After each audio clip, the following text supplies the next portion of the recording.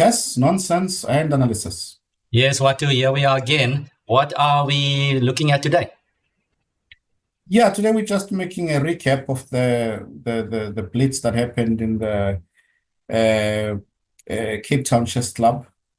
It happened on a Wednesday evening. Looked like a big one. Yeah, it was they always are hosting this tournament. It's an annual event, and it's always nice, a lot of players turn up, So yeah, but this year was special because it was their 140th year as a club. Oldest chess club in Cape Town or South Africa? I'm not sure, but it's I really don't know old. about South Africa. It's definitely Cape Town, and one of the oldest in South Africa. And it's a pity I couldn't play actually, but I'd love to hear from you. Yeah. No, I mean, look, I played because it was in town, and I was that side already. But of course, it means it's a long day. I mean, I think we finished playing past 10, in the evening. What time did you guys start? We started at around 7:30, 25 to 8. Oh, okay. Right. So yeah, so the quality was, for me personally, it was good. Maybe first 8 rounds, 9 rounds, and then afterwards, just fatigue starts kicking in, and it becomes a little bit more difficult. But it was a event anyway.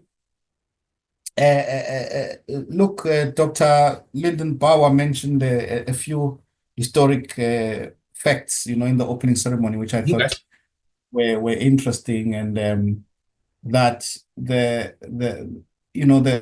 Cape Town Chess Club, basically they produce 11 players who played for South Africa in the national team, throughout the years.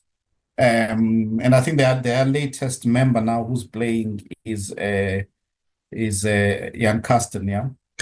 Yes, of course. And another interesting fact was that Charles played in this event. I'll look at also. I'll tell you the players who played. Who I was happy to have seen playing. It's amazing that Charles is playing. I mean, I can only hope to still be playing these Blitz events at his age. Sure, I'll retire like a good 20 years before he does. No, he still plays very well, of course. And but he won, I think, his first tournament, his first Blitz, because they looked at past winners. It was like, I think, 71 or something like this, And so Shabs was there, Shabir played. It was like all the legends came out. Yeah. Many very strong players played, which was great to see. And the tournament itself was won by Matvey Rogov. Shall we have open up the chess results at the same time while we're talking about this? Yeah, let's do that. Let me just open up here. So there we have the list. The initial list is Jan Karsten over there, Rogov, you are seed 3. Charlton Yasta, Paul Gluckman. So David didn't play, right? No, he was organizing. Oh, okay. He's into the organizing. Dr. Bauer is also there, very dangerous in Blitz, as always. Charles de Villiers, Regan Palmer, Michael James. Number 10 is Tiziano, and 11, Shabir Bowdeen and Kenny Willenberg. Looks good. It's like a strong field. That was a strong tournament. 50 players there as well registered, 49. Definitely a strong tournament. So in the end, Matvey won. Actually, he won it with a round to spare. I think.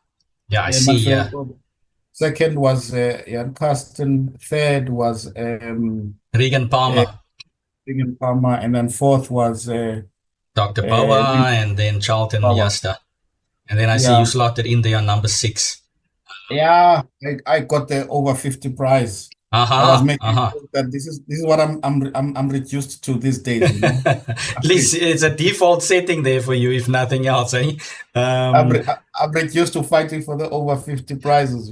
But I mean, I see you fizzled out a bit there. I see your last 3 games you scored like 1 point. So I mean, if it was a bit shorter, or maybe I can see fizzled out. No. I mean, as I was saying, I was playing sort of at full strength, and then in the end, it was just too much. It was just too late for me. Interesting fact, Rogov won, you say, with a round to spare, and in the last round, he lost to Jan Karsten, and Jan Karsten still ended half a point behind him. So, strong performance by Medved there. It was indeed a strong performance. Well, congrats to Medved yet again, another victory there for him. Yeah, another win. And just a side note, because I was sitting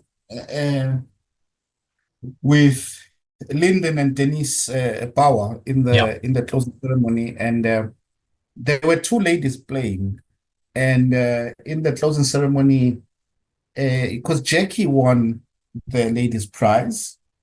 Well done to Jackie.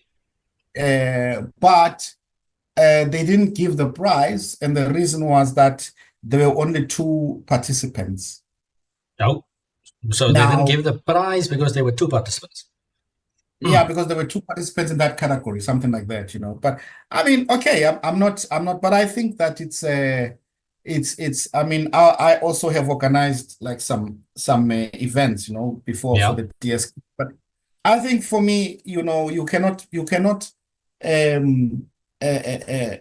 punish a player who has entered. Yeah, of course. I've seen at previous events where there's only one female, and then that female still gets the prize. So. Yeah, well, you can say maybe in the regulations. I've seen tournaments where they say, for example, female seniors prize, junior prize, that they say, okay, but the participant must score at least 3 points or something X like amount, this. Right? Yeah. So that you don't have a situation. It's the danger with having a prize. Let's say, imagine you've got a prize and first prize is like 500 or whatever, or whatever. This person scores a half out of 11. Yeah, something. or someone cannot to play chess. And they see that, okay, there isn't anyone there, let me just enter. Right? And then they just enter. You just collect, basically. Yeah. Make a first move and wait till they lose, and they just win that prize. So, yes, I understand that. But I'm talking about, you know, you are playing. If you're a junior and you play and you don't get the prize or any prize or senior or lady, I think you should get the prize. It's not your fault that other players are not playing. Of course. Yeah, that's a bit of a strange decision there. Yeah, but anyway, it's very nice tournament, very well organized, and very good prize money. It's like, I think 10,000 rands. But I was on prize fund for one day, which is a very, very well, very nice evening. Nice.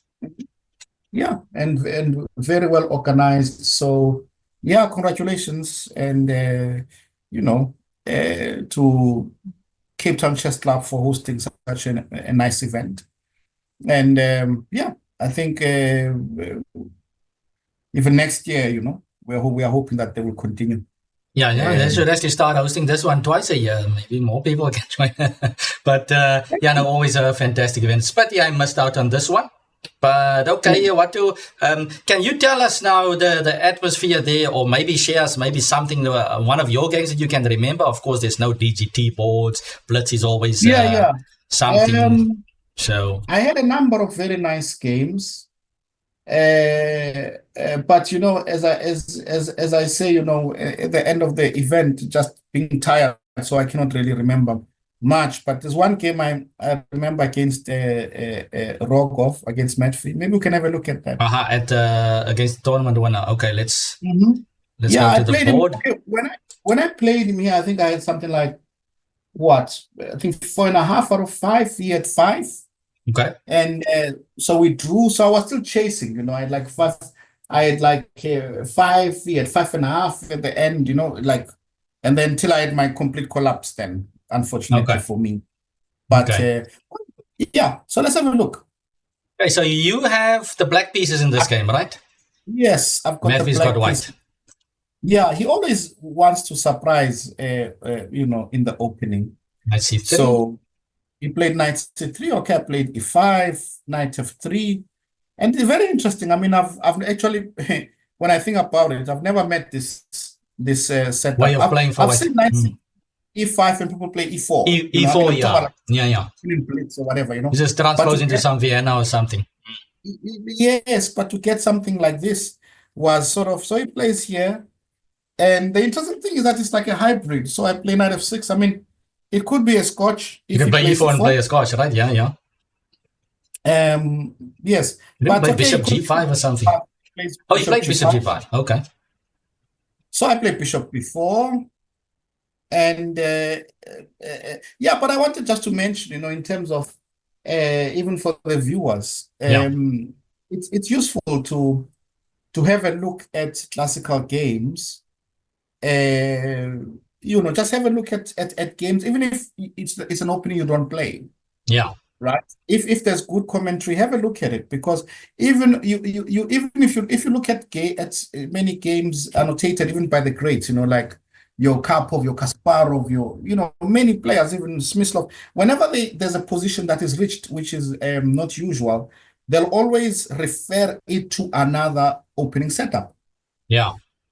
You understand? Yeah, They'll be yeah. saying like, okay, white here is playing a Benoni structure, black is playing this and that structure, because if let's say a Benoni structure, in the Benoni, for example, that black is playing for B5 Yeah. and white is playing for E5 Yeah. in that structure, right?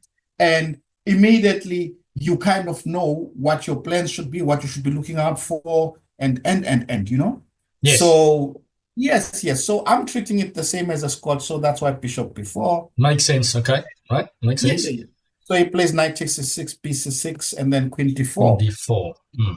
Okay. And here I was my idea, because Matthew plays very quickly. He almost is very dangerous in blitz, because he doesn't think for too long. He just keeps playing, moving forward. Yeah. So you don't want to take too many moments where you are thinking for long, to be under serious time pressure. So Yes. I was okay. Bishop e7 is an option, and just to play solidly. Yeah. There's nothing wrong with black's position, but I decided to play a5 just to keep my since it's a blitz game. Keep it active, right? Yeah. Long, yeah. If he castles long, I'm already ready. Yes. Type of, for some expansion on the queen side. He plays check, queen e7, bishop takes f6. Okay, I have to take with the g. I don't mind him taking on c7. I'm not afraid of this. Yeah. The dark squares could be dangerous. Queen e5 yes, and stuff like this. I mean, even if I play something like, let's say, bishop d6, and then rook b8 is coming, right? Yeah. This is very dangerous for white, because white is not fully developed. So he plays queen g3. Well, that's his point. He wants to keep the queens on the board. Structure's a bit damaged. What to do? Yes, that's why I want me to castle and put my king on h8. Because, in these structures, if you think about it, like in many Sicilians, like a Richter Rauser, or many other Sicilians, if white gives the black bishop, even if the structure is ruined, black can put the king on h8 without too many problems. Yeah. Because white doesn't have. What I also just want to point out to the viewers why he gave this check suddenly. I mean, if he captured you immediately, you have the option of taking queen takes, right? And this is much, much more favorable for black without the queens on. Now you don't need to worry about your king safety anyway, and you got the bishop pair and play. Absolutely. So yeah. So okay, so interesting maneuver there by white. Yeah, but look, at the end of the day, this is what I always tell my students as well. There's a reason why sidelines are sidelines. It's because if the opponent responds properly, you're getting nothing. It's as simple as that. Yep. It's sort of a surprise value. And here, black is very comfortable. So I played d5. And one of the reasons why I was playing d5 was to not allow e3. Because, of course, if e3, I played d4, with many pins. Exactly, put it on the board just to show the viewers. Yes, and the bishop is holding the knight, so this is obviously dangerous. And queen g7, I will play happily rook f8 and let you capture on h7. Then continue developing, and d4 again is there, right? d4, a3, and take on b2, whatever, Yeah. I mean, looking quite good, yeah. So he played here a3. Makes sense. I move back. Okay. Bishop d6, and then he plays queen f3, stopping any bishop f5 or whatever. So, Yeah, maybe in a longer game I would castle kingside here and without fear. But in blitz, You want to play active always. Always have yeah, something I want to immediately play in active. blitz. I don't want to get defensive position Not because thinking okay, long term. Yeah. Excuse me. You're not always necessarily thinking long term in a blitz game. You want to just apply immediate pressure. Exactly, Yeah. exactly. If I have time, I know I can defend the position. Mm-hmm. But in blitz, there are so many mishaps that can happen. So you don't want to. So I decided to go active rook g8, threatening bishop g4, maybe, So he plays h3, then I play rook b8. And yeah, an interesting point here is that I was already thinking that if he castles long, maybe I could play even bishop takes Bishop a3, a3. but yeah, I had not calculated everything, but it's possible. But it's not necessary to play immediate. I can also just play bishop e6. It's always hanging in the air, right? You can. It's I mean, there, yeah, yeah, exactly. Wouldn't be nice for white to castle along there with that over his head the whole time? It just looks dangerous. Yeah, so he plays e3, and yeah, that's where you see like a good blitz player. He didn't, because if I had white, I would be thinking. I'd be thinking for a longer time, trying to find the most suitable, but he just played immediately. He just keeps it flowing. He just moves. E3. Nice. For blitz, it's good. Yeah. So that's a sign of a good blitz player. That's why, it's different. There are players who are extremely strong in blitz. I'm talking about like worldwide, extremely strong in blitz, but in classical chess, not as strong. Things like that, Yeah. Yeah.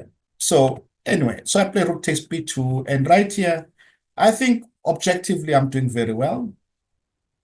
But okay, it's messy because my king's gonna be in the center and so on. So I took another one, took the rook, and here I once again, if you give me time, I'm probably taking on a3 because on a3. I take on a3. I've got a pass pawn and this and that, but I was just a bit worried, I take on a3, plays rook b1, then rook b8, and so I just thought, okay, safety first. Yeah. And then he took on h7. After I played rook b7, actually immediately, because I played at tempo as well, I thought, man, I possibly should have considered rook g5. Not because stopping bishop f5, maybe. Yes, prevent bishop f5 and play for the initiative. And here, I mean, if for example, I'm going to play, let's say for example, as an example, let's say rook b1, right? I could consider playing, although I know it's risky, queen g8, right? Queen g8. What's the point here? Rook b8 and what? King e7. You can swing the queen around, maybe one. Yes, I want to swing the queen around. I want to have some play and yeah, I mean, here, for example, I'll be threatening, I think, bishop g4 as well. That would be a favorable trade for black, possibly. I think maybe rook g5 would have been a little bit more, but I as I was saying, I played at tempo, then he plays bishop f5. And possibly, yeah. I think it's a good move, yeah. I mean, the structure is not nice for you, so he just wants to simplify now. Yes, possibly I should play bishop e6. I mean, I was kicking myself. Yeah, I think fatigue is starting. I play a move and then I realize, man, this is better. Why did I do? Why didn't I do that? Because if I play bishop e6, anytime the knight comes to d4, I can grab it and put my king on d7. Is still safe. Yeah. King d7, queen d6. This is much better. But it doesn't. It's inexplicable why I take the bishop. But okay, I did, and then I took the pawn. Rook comes in. Now it's starting to feel a bit drafty here. It is a bit drafty, but you see, I thought it's playable because my bishop is holding h2. So the back rank. Rook is still a bit tied down for now. Yeah. Remember, this is blitz. You're not calculating. It's intuition. Yeah. So so I think he plays like knight d4. I moved back, and I was very careful because I know that the knight could come to f5 and cause some serious problems. Yeah. He plays rook b8. I took. He took back, and I played queen e6. And I'm out of danger, and I've got some 2 points, no? So yeah, here I repeated, you know, time-wise, I mean, he was still very much ahead, and I was behind, and yeah, your king safety is a bit more of an issue here. With a little less time, it's not so easy. But look, I mean, for example, Queen F4. If I have more time, I mean, why not King D7? King D7. Okay, but Rook B7, no? It's still a bit of a, even in a long game, I think it's a bit of a stretch here to push it very hard, you know. No, this is so that no, here it's already I wasn't yeah, you needed to keep that bishop on E6. Yeah, but you know what? Maybe Queen D7. But anyway, it's blitz. You can't really look at blitz too much. But but Rook G5 was a good chance that I missed. Rook G5, and, okay. Interesting game. Keeping it, Rogov keeping it fresh there with this. So we're gonna call it the Rogov 2 Nights Tango or something. Yeah. Some nice tango there. So, but well done to him. And very, very nice tournament, of course. And by the way, you know, it was interesting to play blitz because, you know, I play so little blitz these days. I mean, I never play. I play online if I play whenever I have time, you know. And we're using them. And it was strange. In the first few games, you know, it's strange feeling like moving the pieces quickly. Yeah. This is reminding me now, you know, we're so used to nowadays, modern times, to, like you said, the online play. Did you see that clip, Watu? I think it was Hikaru playing at the Candidates or somewhere, where he made a move, and then as he made the move, his hand was looking for the mouse. He made the move at the Candidates tournament. He made a move, and then his hand was looking. He was like he was still in the zone, looking at the game. He made the move, and his my hand went off to find the mouse, and then he realized. Then he pressed the clock. This is I'm sure you can Google it on YouTube or something. I'm sure the viewers has seen it. But that's how in tune he was with playing online compared to over the board, right? So, absolutely. There's pluses and minuses. I mean, people I think are some experts are much faster online.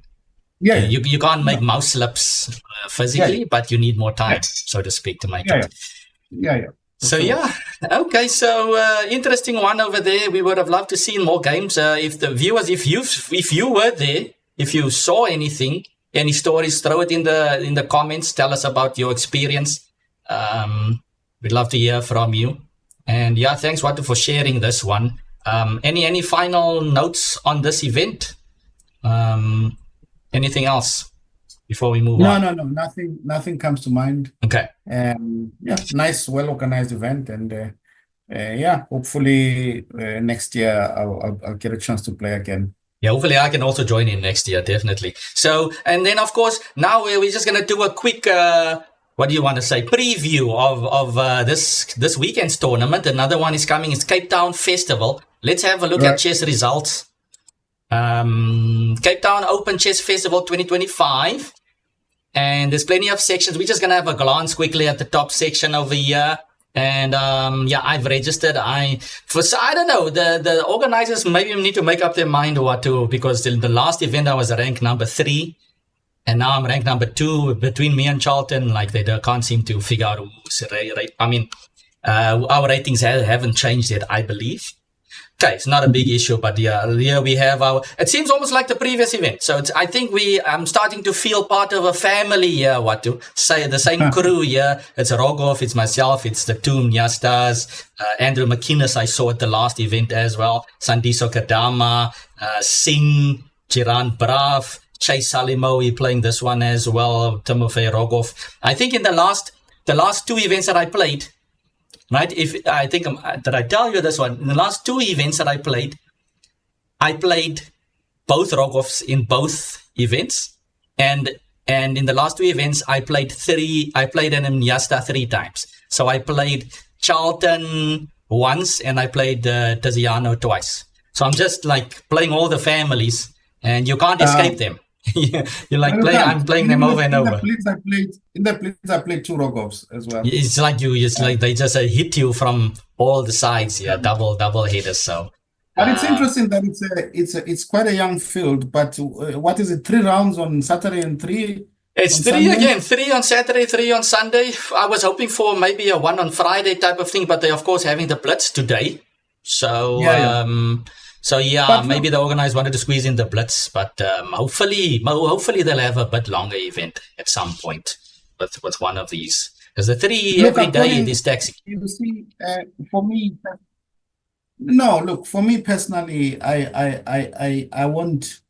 I don't want to play 3 rounds, especially if it's 3-3, if it's federated. I mean, I'm not going to do that because the point is that, like, look in the Blitz, I mean, what I'm saying, I'm not, it's fine. I'm not upset, but the point is that I feel that, I just, it's 2 different rounds, it's 2 different halves for me, right?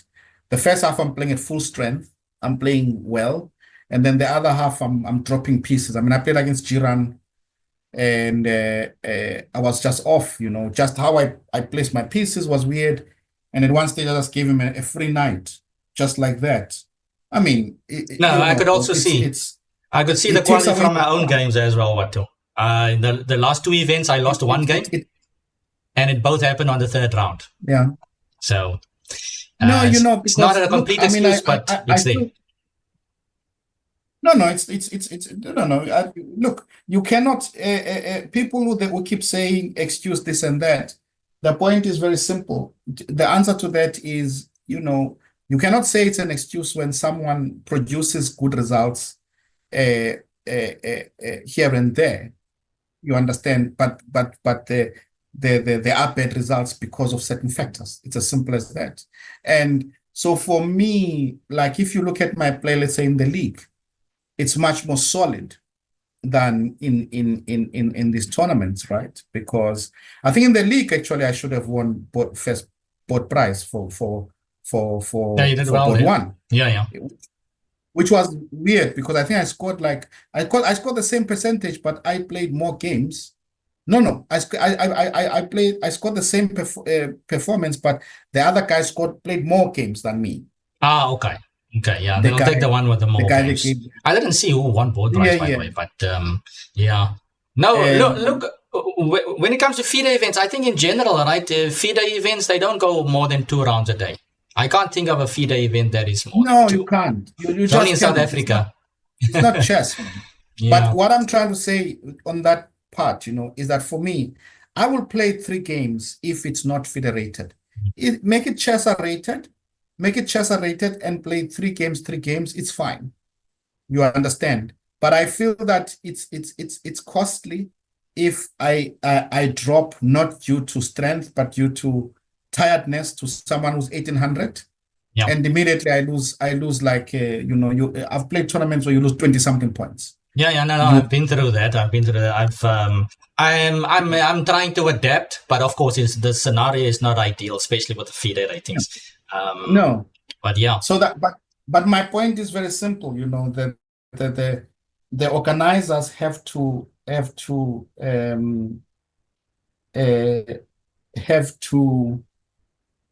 then say, look, I mean, if we want more top players to play, we need to. I'm not saying make FIDE event if it's 2 games. If it's 2 games, like 2-2-2, whatever, make it federated by all means. Yeah. But I think for me, on a personal level, there were organizers who came in and they had this impression. They gave the impression, but it's not just an impression, they were saying it as well. Because you were picking up other people. There were some organizers who were saying, I don't care about top players. But I think it's a very arrogant thing to say. You have organizers who come into the field and they spend 1 year, 2 years in chess, and parents, they've got their kid playing, and they say, I'm going to organize. I don't care about the top players. I mean, what are you talking about? I think if you don't understand the environment, you should rather pick the brains of the people who you want to play. I mean, look, and it's not just about me, Kelvin, but I'd like to see more players, strong players playing. I think it's also good for the junior players that they would play against the top players. People like Charles, like I can name 20 people who would. So you think there'll be a lot more top players coming out if it's less rounds per day? Not necessarily less rounds, but if it's not federated. I think because we are so far away from FIDE events, the FIDE rating is very, very valuable. But don't you think that this is the step in the right path though for South Africans to get FIDE ratings? I mean, it's not ideal for us top players, but in general, the general populace of players to get FIDE ratings. But you must organize them.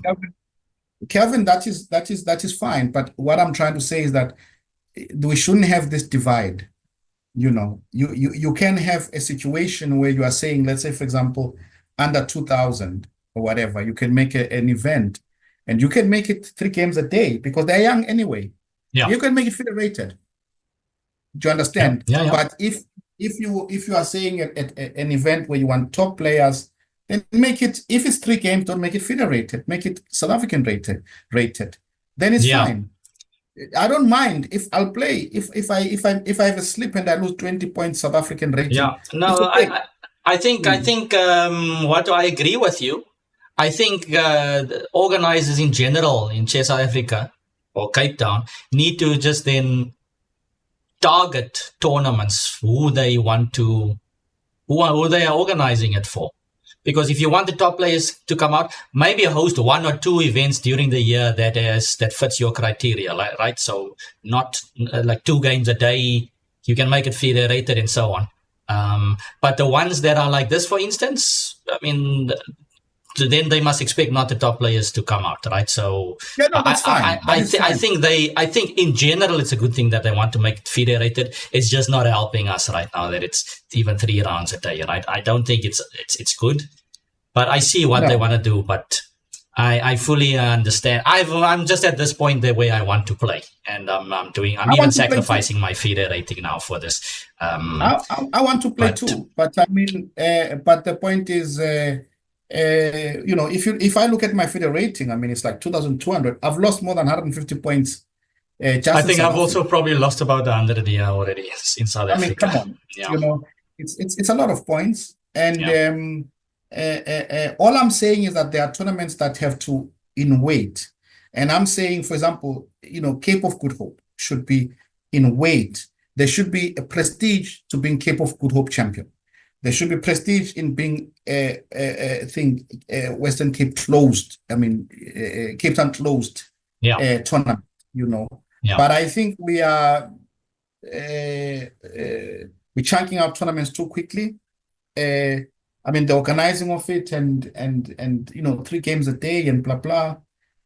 Let's rather. I mean, for example, today was a good one because you have a holiday and you have 2 days.